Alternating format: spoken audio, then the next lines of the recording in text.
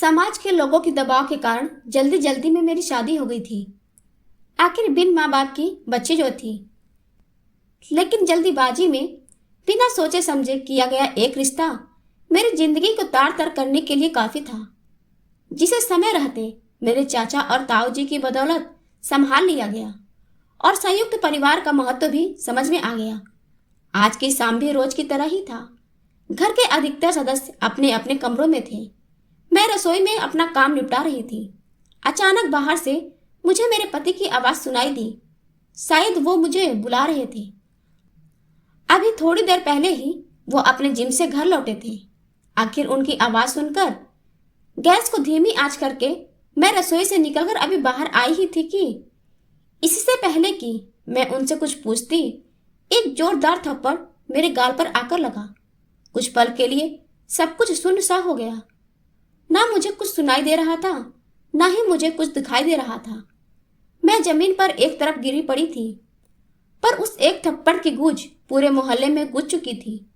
घर के हर कमरे में वो गूंज सुनाई दे रही थी। घर के बाकी सदस्य, देवर और ससुर जी भी निकलकर बाहर हॉल में आ गए थे। वहीं जहां ये थप्पड़ मेरे गाल पर पड़ा था, वहीं जहां सासू माँ अपनी विजयी मुस्कान के साथ अपने बेटे के पौरुष पर इतरा रही थी। आखिर उनके बेटे ने उनके कलेजे को ठंडक प्रदान जो कर दी थी। सचमुच आज जब उनका बेटा मेरे गाल पर थप्पड़ लगाकर मुझे कमजोर साबित कर रहा था, तब सासू माँ को अपने बेटे पर गर्व महसूस हो रहा था। आखिर वो उनके दूध का कर्ज जो उतार रहा था। एक जिम जाने वाला बंदा वो अगर थप्पड़ मारे तो कैसा लगता है। बस वही हाल मेरा हो गया था। मैं अस्त व्यस्त अवस्था में जमीन पर पड़ी हुई थी। मुझे यह भी होश नहीं था कि मेरा दुपट्टा कहीं और जाकर गिरा है। मुझे लगा कि कोई तो मेरे लिए बोलेगा, पर यह देखकर ससुर जी बोले, बिल्कुल शर्मो हया नहीं है। यहाँ देवर ससुर सब लोग खड़े हैं और इसके सिर से दुपट्टा गायब है। लोग क्या कहेंगे। राम राम, घोर कलयुग है। कहते कहते ससुर जी भी वापस अपने कमरे में चले गए। उन्हें इससे कोई लेना देना नहीं था कि इस घर में मेरे साथ क्या हो रहा है। उन्हें सिर्फ इसकी चिंता थी कि उनकी बहू का दुपट्टा उनके सामने सिर पर नहीं था। ससुर जी की बात सुनकर मेरे पति ने जबरदस्ती मुझे बाहों से पकड़कर उठाया और खींचते हुए कमरे में ले गए और ले जाकर पलंग की तरफ ढकेल दिया। सब कुछ इतना जल्दी जल्दी हुआ कि कुछ समझ ही नहीं आया। कुछ देर बाद मुझे होश आया, लेकिन जब तक होश आया तब तक स्वाभिमान तार तार हो गया। मुझे तो यह भी नहीं पता कि मुझे थप्पड़ पड़ा क्यों था। आखिर ऐसी क्या गलती करती थी मैंने। और ऐसा नहीं था कि यह सब कुछ आज मेरे साथ पहली बार हुआ था। यह तो शादी के अगले दिन से ही होना शुरू हो चुका था और मैं बर्दाश्त किए जा रही थी।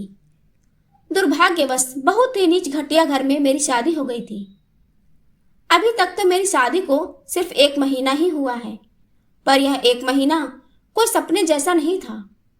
एक एक्सीडेंट में माता पिता की मौत के बाद लोगों के कहने पर फटाफट अपनी जिम्मेदारी निभाने के चक्कर में चाचा ताऊ ने मेरी शादी इस घर में कर दी, क्योंकि उस संयुक्त परिवार में बेटी मैं अकेली ही थी। चाचा और ताऊ के 2-2 बेटे थे। पुश्तैनी जायदाद में पिता का भी हिस्सा था, हालांकि वो हिस्सा अभी भी मेरे नाम पर था। ये बात मेरे ससुराल वाले बहुत अच्छे से जानते थे, इसलिए खुद यह लोग रिश्ता लेकर आए थे। उन्हें लगा था कि दहेज में वो पूरा हिस्सा मुझे मिलेगा, पर मैंने उसे लेने से मना कर दिया कि अभी मुझे उसकी जरूरत नहीं है। बस यही बात इन लोगों को कचोट गई। ये अलग बात है कि मेरे चाचा ताऊ ने वो हिस्सा मेरे लिए संभाल के रख दिया, पर यह बात मेरे ससुराल वालों को पता नहीं। यहाँ आई तो ससुराल में सासू माँ का बोलबाला था। घर में कहने को 3 पुरुष हैं, पर सब उन्हीं की जबान बोलते हैं। थोड़ी देर बाद सासू माँ की बाहर से आवाज आई, अरे ओ महारानी, कब तक आराम फरमाती रहेगी? बाहर आकर रोटियां तो सेक, यहाँ सब कब से भूखे बैठे हैं। आखिर रोती सिसकती मैं अपने दुपट्टे को सही करती हुई बाहर आई। मुझे देखकर मेरे पति ने कहा, अब तो सबक मिल गया होगा। आज के बाद खबरदार मेरी माँ को किसी काम के लिए कहा तो। वो यहाँ किसी की नौकरानी नहीं है। लगता है माँ बाप ने कुछ संस्कार नहीं सिखाए इसे। पति की बात सुनकर मन घृणा से भर गया। ऐसा कौन सा काम कह दिया मैंने सासू माँ को करने के लिए जिसकी मुझे यह सजा दी गई। तभी याद आया कि सासू माँ को शाम को चाय की तलब हुई थी, तो चाय बनाकर उनके कमरे में देने गई तो सासू माँ कमरे में नहीं थी, इसलिए चाय टेबल पर रख दी थी। रसोई में आकर आटा गूंद ही रही थी कि सासू माँ ने चाय के लिए आवाज लगाई।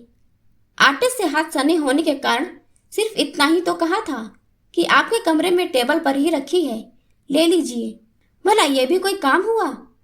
55 साल की औरत इतनी बड़ी बुढ़िया हो गई कि चाय का प्याला भी उठा ना पाई और बेटे से शिकायत कर दी, और बेटा भी इतना समझदार कि इतनी सी बात के लिए थप्पड़ खींचकर लगा दिया।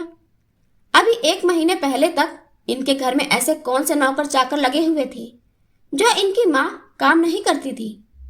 बहू के आते ही अचानक क्या हो गया? मन में कई विचार उबाल मार रहे थे। अगर जवाब नहीं दिया तो जिंदगी भर भुगतना होगा। पूरे शरीर की नस नस में गुस्सा दौड़ रहा था। इतने में सासू माँ ने फिर कहा, अरे क्या बुद्ध बनी खड़ी हुई है? जाकर रोटी सेक। मुझे वहां खड़ा देखकर पति भी मेरे पास आकर बोले, माँ लगता है इसको अभी भी समझ में नहीं आया। वो तो ट्रेलर था, इसको अभी पूरी पिक्चर दिखाता हूँ। माँ जरा दरवाजे के पास जो लाठी रखी है वो देना। आज इसे बता ही देता हूँ कि ससुराल में कैसे रहते हैं। इससे पहले कि ये कुछ कर पाते मैंने खींचकर थप्पड़ इनके गाल पर दे दिया। मेरी हरकत से सभी लोग हैरान हो गए थे। कुछ देर के लिए उस थप्पड़ की गूंज ने सभी को चुप करा दिया, पर उस चुप्पी को तोड़ते हुए मैंने कहा, अपनी बूढ़ी माँ से काम कराते हो तुम? शर्म नहीं आती? या संस्कार बेच खाए? तुम्हारी बूढ़ी माँ ने कुछ सिखाया नहीं तुमको कि ऐसे बूढ़ी औरत से काम नहीं कराती? अरे जिसको 1 कप उठाना भारी हो गया उससे तुम लाठी जैसी भारी चीज उठवा रहे हो।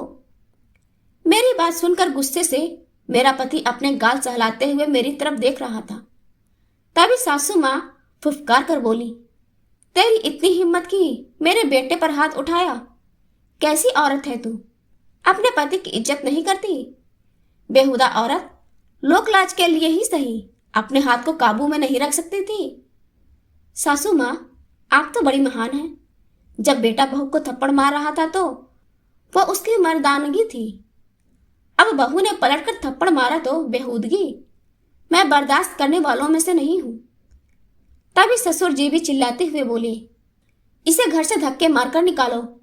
माँ बाप तो है नहीं, देखते हैं चाचा ताऊ कब तक घर में रखेंगे। सरमुहाया बेच खाए इसने। अरे चाचा ताऊ तो रख लेंगे, लड़की की शादी की है, बेचा नहीं हमने। हिम्मत कैसे हुई हमारी बच्ची पर हाथ उठाने की? माँ बाप नहीं है तो इसका मतलब यह नहीं कि जो मन में आएगा वो तुम करोगे। अचानक पीछे से ताऊ जी की आवाज आई। पलट कर देखा तो चाचा जी, ताऊ जी और उनके बड़े बेटे खड़े हैं। उन्हें अचानक घर में देखकर सबकी बोलती बंद हो गई। तभी चाचा जी बोले, हम तो सोच रहे थे कि त्योहार नजदीक है, अपनी बेटी को लिवा लाते हैं, पर यहाँ तो माहौल कुछ और ही है। हमने बेटी मारने पीटने के लिए नहीं दी आप लोगों को। अरे नहीं नहीं, आपको कुछ गलत फहमी हुई। ससुर जी ने बात को संभालने की कोशिश की, पर ताऊ जी ने हाथ दिखाकर रोक दिया। ले जा रहे हैं अपनी बेटी को, अब सीधे कोर्ट में ही मिलना। बहुत बड़ी गलती की तुमने इसे बिन माँ बाप की बच्ची समझकर। गलती हमारी थी कि हमने लोगों के कहने पर इसकी शादी जल्दी कर दी। सासू माँ ने अपना तुरुप का पत्ता फेंका। हाँ हाँ ले जाओ, बिल्कुल ले जाओ। घर बैठी बेटी बोझ ही होती है। जब लोग ताने मारेंगे ना तब पता चलेगा। क्या कहोगे लोगों से कि आपकी बेटी अपने पति को थप्पड़ मारकर आई है? लोग क्या कहेंगे? अब उससे हमें फर्क नहीं पड़ता। अब हमारी बेटी इस घर में नहीं रहेगी। कहकर ताऊ जी ने मुझसे मेरा सारा सामान बंधवाया और उसी समय मुझे लेकर रवाना हो गए। ताऊ जी ने मेरे हिस्से की संपत्ति मुझे दे दी। मेरा घर तो था ही जिसकी मैं मालकिन थी, और साथ देने के लिए चाचा ताऊ का पूरा परिवार था। अपने हिस्से की जमीन पर एक कोचिंग सेंटर खोला, 9वीं से 12वीं तक की कक्षा के बच्चों के लिए। पढ़ाई में शुरू से अव्वल थी। कोचिंग चल निकला, अच्छी आमदनी होने लगी। बल्कि अपने पति से 3 गुनी। पैसों के लालच में मेरा पूरा ससुराल मुझे मनाने आया, लेकिन उनके इरादे अच्छे से पता थे हमें। फिर भी एक बार जवाब देना तो बनता ही था। एक जोरदार तमाचा खींचकर मारा अपनी सास के मुंह पर। उसका बेटा तेजी से आगे बढ़ा मुझे मारने के लिए, अपने डोले दिखाते हुए। ताऊ जी के बड़े बेटे यानी मेरे चचेरे भाई ने अपने डोले दिखा दिए। डर के मारे वहीं रुक गया। सासू माँ मेरी और खा जाने वाली नजरों से घूर रही थी। मैंने उनके सामने अपनी सूनी मांग दिखाकर बोला, तेरा बेटा मेरे लिए कब का मर चुका है, फिर तू कौन है? चल निकल यहाँ से। कोर्ट आ जाना अपने लाडले को लेकर तलाक के लिए। और हाँ, यह तो सिर्फ ट्रेलर था। आगे से दोबारा ऐसी हिमाकत करने की कोशिश की तो पूरी पिक्चर दिखा दूंगी। आज दिल को बहुत सुकून मिल रहा था। कुछ महीने बाद उसका तलाक हो गया और फिर एक अच्छा लड़का देखकर चाचा ताऊ ने उसकी शादी कर दी। कहानी कैसी लगी कमेंट करके जरूर बताएं। कहानी अच्छी लगी हो तो वीडियो को लाइक करें, शेयर करें और सब्सक्राइब करना ना भूलें।